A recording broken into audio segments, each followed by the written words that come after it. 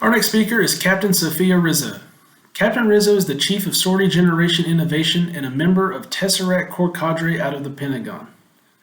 Captain Rizzo is a career aircraft maintenance officer, and her role with the Tesseract supports the Inspection Development Framework, kitting, and Theory of Constraints Pathfinders, as well as implementation of the Sustainment Strategy Framework.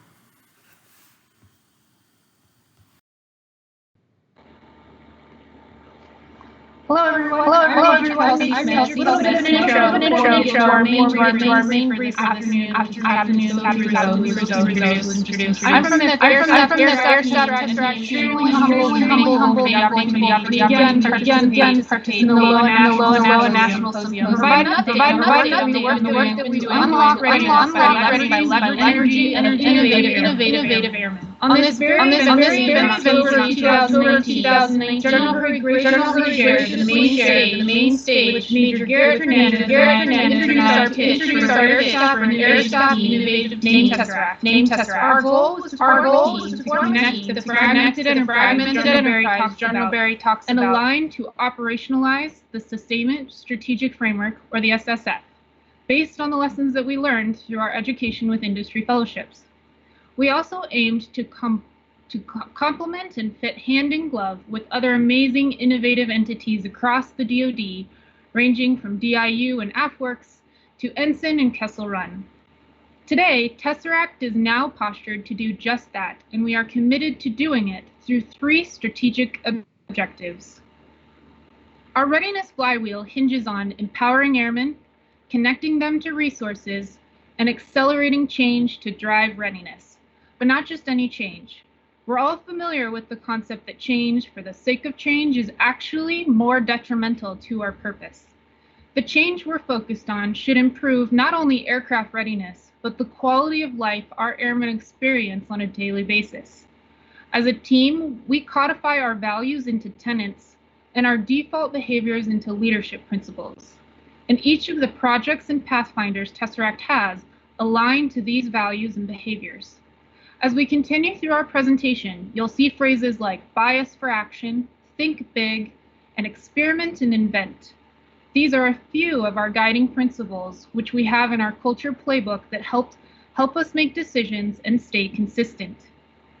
2 years ago, this was a team of 2 full-time airmen and a half dozen friends who were side hustling this work with us in addition to their full-time jobs. Today, Tesseract has grown to 16 airmen working full-time on multiple projects and pathfinders. And because logistics is a team sport, we're working shoulder to shoulder and screen to screen with a growing network of over 270 liaisons volunteering their time as additional duty innovators to collaborate, implement, and experiment game-changing ideas. Together, we are implementing multiple lines of effort from the SSF, driving sustainment for the future fight, and in the words of our senior advisor, Colonel Chink, generating readiness now.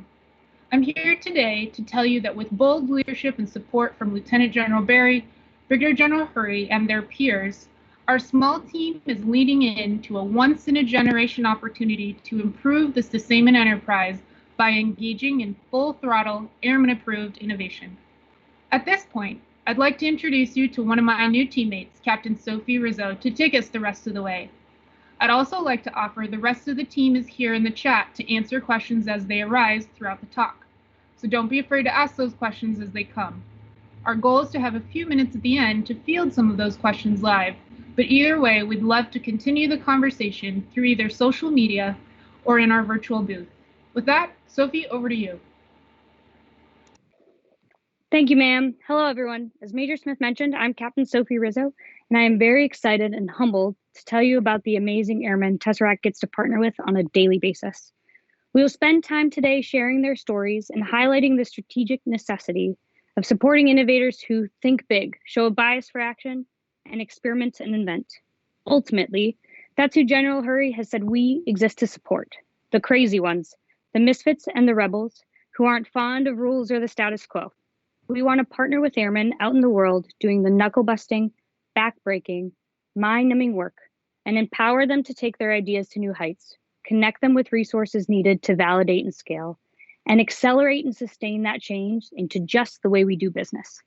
In that light, The world's best startup accelerators offer education, mentorship, and resources to help new companies get established and earn market share. Many of the companies that built the apps on your smartphone could not have gotten there without an accelerator getting them to scale.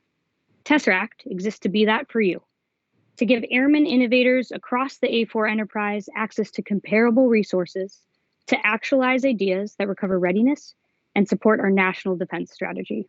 So no different from how a jet engine takes in and combusts cold air to produce thrust. We collect problem statements and innovative ideas from airmen, partner with them, and produce solutions.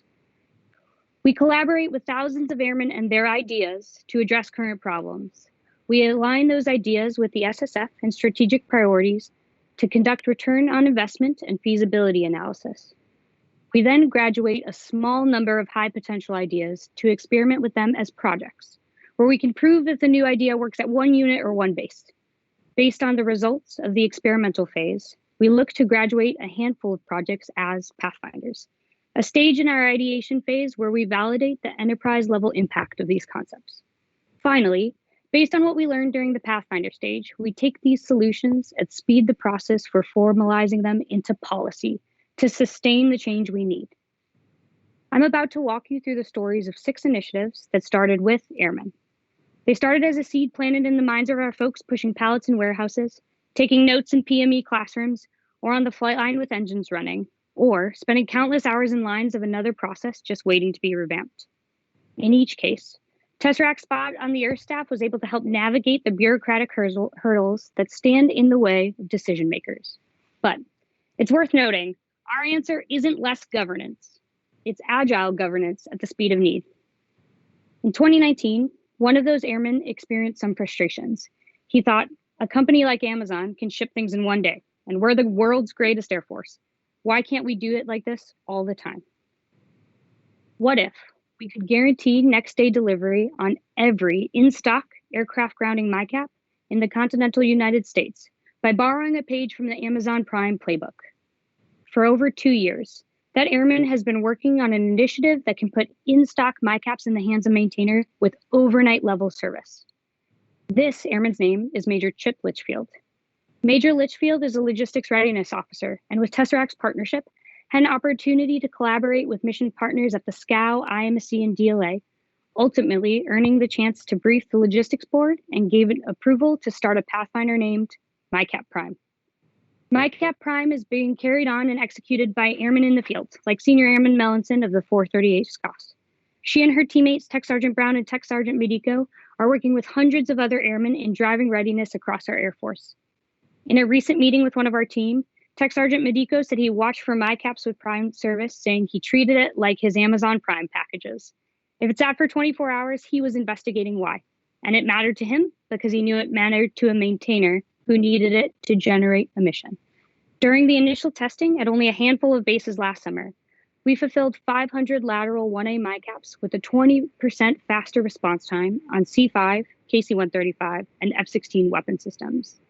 We are currently partnering with key players across the enterprise to graduate this from a Pathfinder to just the way we do business, to include throttling forward plans for how to apply these principles to OCONUS MICAPs as well. Imagine the benefits of scaling the MICAP Prime effect to every single weapon system. But not only are we cutting time waiting on parts, we're also cutting time waiting in lines. A team of airmen at Joint Base Elmendorf-Richardson had a concern about deploying short notice. They noticed that airmen are spending a lot of time standing in line at a warehouse waiting on mobility gear, rather than generating sorties. If this happened every day, what would happen if we had to get out of town quickly? Can we generate fast enough? Can we even meet our doc statement response times? But what if we weren't just satisfied with meeting those times? What if we wanted to blow those times out of the water? Captain Jamie Scholes and his teammates at JBEAR envision an app that allows airmen to fully kit and order their mobility gear before they even show up to the warehouse. This concept, called URSYS, was briefed to Lieutenant General Barry at the LOA main stage just over a year ago by JBEAR Airmen, and is now a Tesseract Pathfinder. This is Staff Sergeant Meyer, a supply airman in JBEAR's IPE warehouse. And this picture is from this past weekend where URSYS went live for the very first time to be tested at Exercise Polar Force this week. as a strategic partnership with the Air Force Research Lab Information Directorate. The goal of URSIS is to code and field an enhanced user interface application to connect and coexist with our legacy logistics IT systems. Even now, airmen across the country are driving readiness forward by testing the prototype and paving the way for an incredible transformation. Only possible because folks like Staff Sergeant Meyer and Captain Scholes not only think big, they put action behind those thoughts to make them become a reality.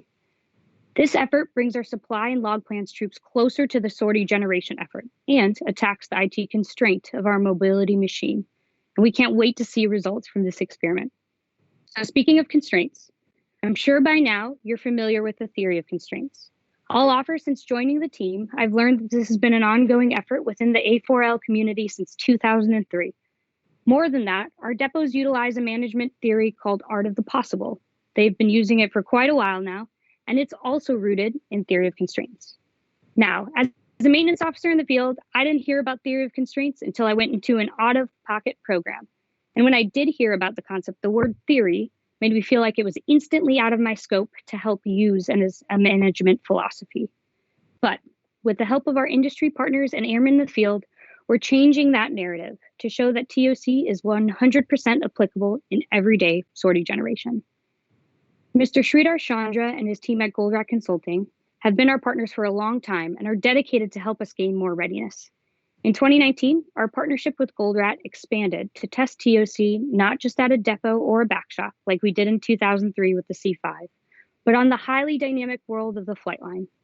We have since experimented with TOC on the flight line at Ellsworth, Shaw, and Fairchild, where we've seen stunning results in enhanced mission effectiveness for these bomber, fighter, and mobility communities.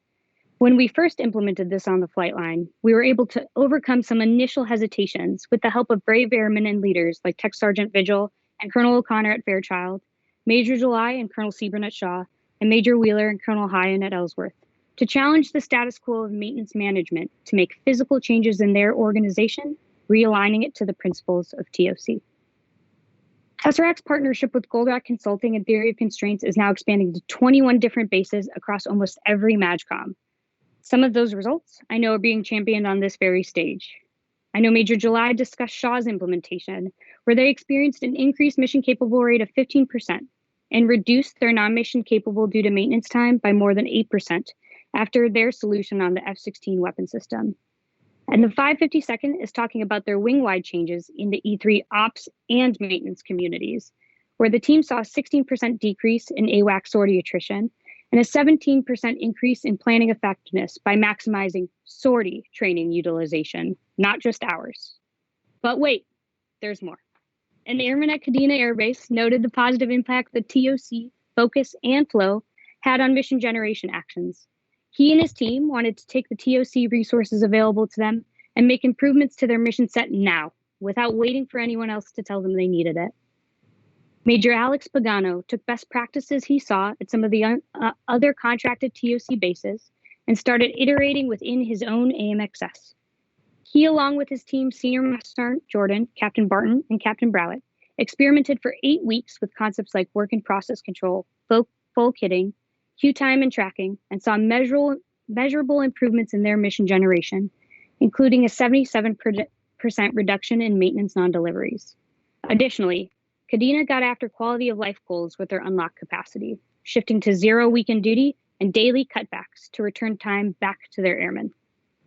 These airmen packaged their lessons learned in an implementation strategy called Slingshot, which is now a Tesseract Pathfinder. This photo is Major Pagano teaching Slingshot concepts to the team at Mountain Home Air Force Base in the beta test of this concept. The gunfighter maintenance leaders like Lieutenant Collins and Lieutenant Colonel Byron were the first to raise their hands and say we're ready to be the testbed of this groundbreaking initiative. As A4's Theory of Constraint Center of Excellence, Tesseract aims to be your one-stop shop for the best of logistics business when it comes to TOC. We will stack hands with our contracted and airman partners to continue to generate and deliver readiness returning results. We are collecting the best practices, lessons learned, and case studies of how TOC is being implemented across our enterprise and continue to communicate and share these results with each other. And finally, we will institutionalize these results by partnering with our friends in Force Development and the Air Force Institute of Technology to continue to teach TOC principles in multiple areas of the enlisted and officer education. You will find that TOC principles are the bedrock of many of the initiatives we are pursuing, and our industry partners are also no stranger to its value.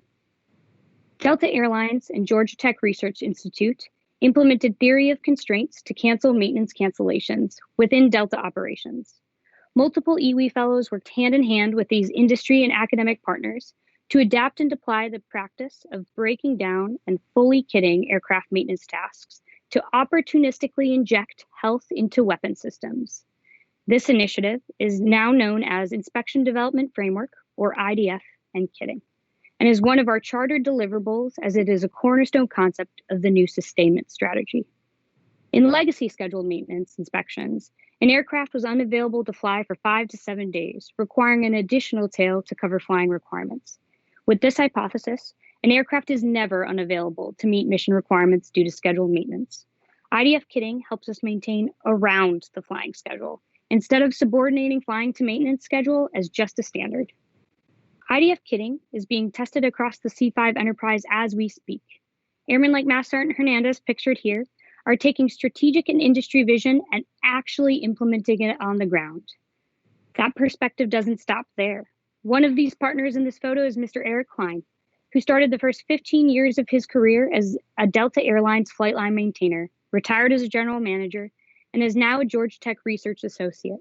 He has the opportunity to work with airmen like Senior Airman Roofer, a C5 analyst, who is collecting data and coordinating with GTRI data scientist, Tech Sergeant Hansen, Dover Dock Chief, who is managing aircraft utilization with the production team like never before, and Mr. Dale Patterson, Travis Maintenance Group Deputy, Mr. Batchelor, Robbins ALC Rep, and Miss Maddox, SPO's Senior Material Leader, are validating this concept from a holistic enterprise perspective. If we break up just the home station check on just the C5, we have the potential to gain 73 additional flying days at each Dover and Travis, for another 300 potential sorties to benefit crew readiness and TACC's ability to support combatant commander requirements. Now, imagine for a moment the possibilities of taking this to the rest of mobility, fighter, bomber, and special mission areas.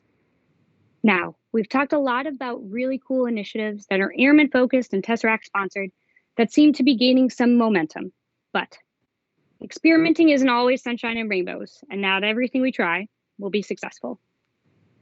Innovation requires inventiveness and a commitment to experiment and test hypotheses.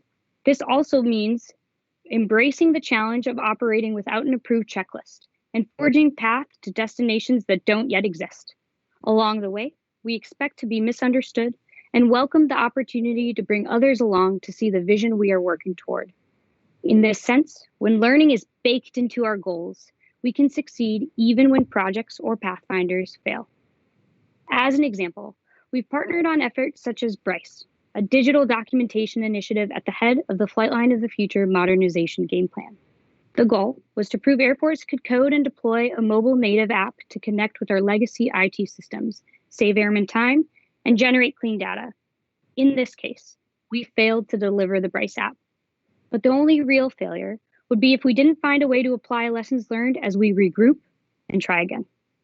Arguably, the greatest return on the BRICE effort is the scars we earned in trying something new and failing.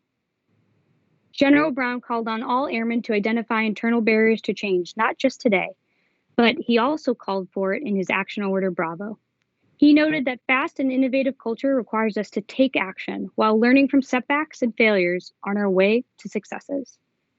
But the fact of the matter is, failure isn't comfortable. It's also been said, if you don't like change, you're going to like irrelevance even less.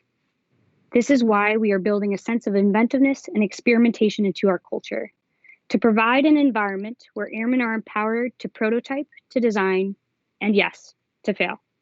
And if we're serious about failing forward, we have to be serious about empowering airmen with the courage to try in the first place.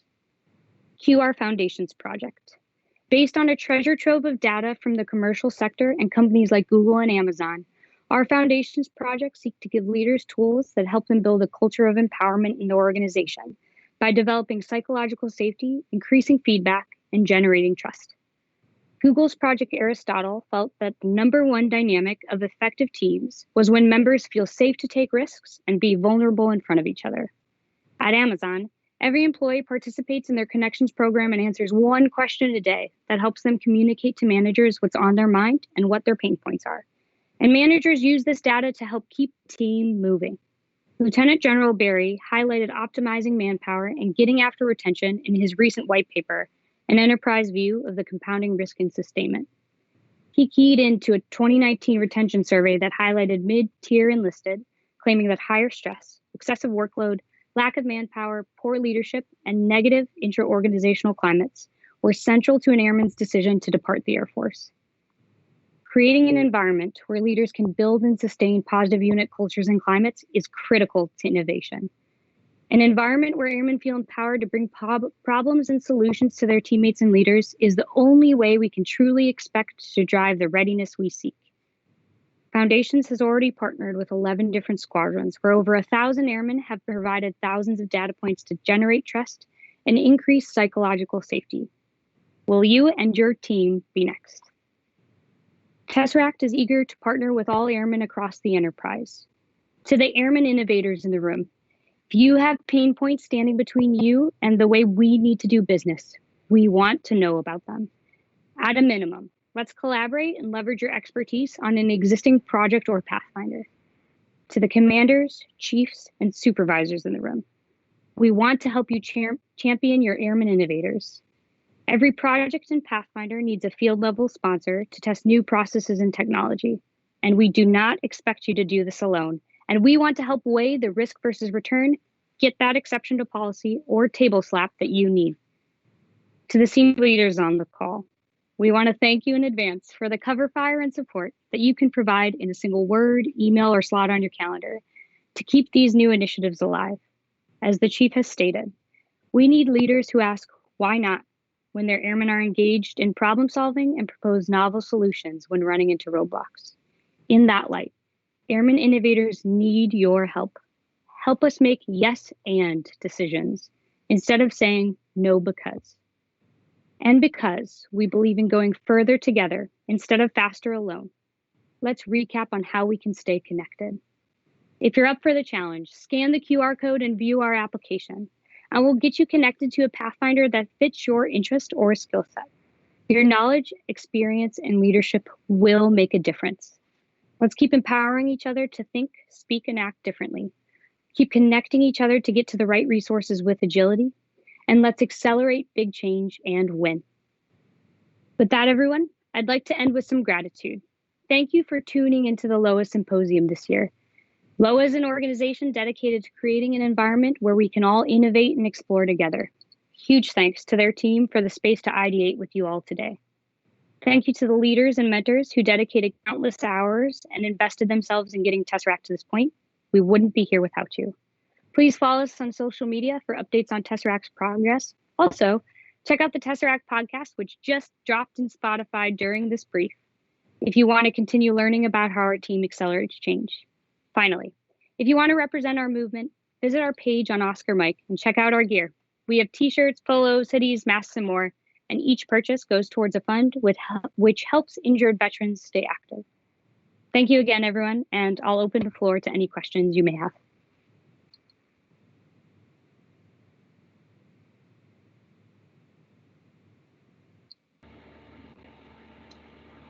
Sophie, I think there's some good conversation happening in the chat, but I don't think there's any questions that have necessarily bubbled up to us yet. In the absence of those questions, I'd love to keep the conversation going for another 5 minutes. Maybe if you can talk a little bit about what your journey has been like on the Tesseract team so far, and specifically when you first got the notification and kind of how you caught wind of this team.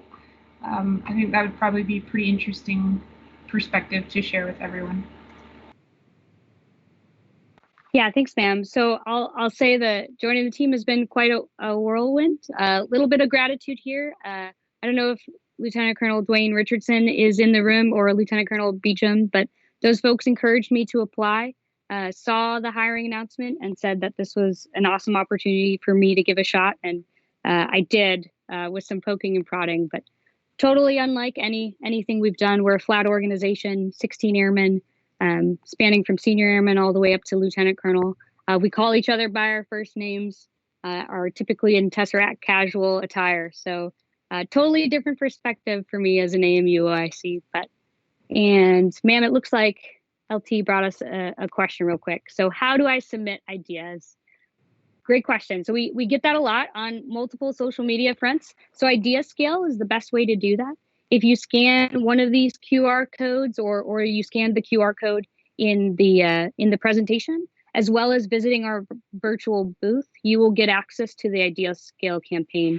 And there your idea will get bucketized and looked at by one of the members of our team to see how we can scale that to other weapon systems.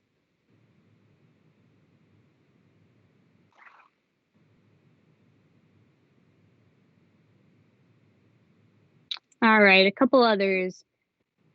What do you think the airmen in the field need out of this initiative? One overarching thing. That's a deep question, but probably empowerment the most.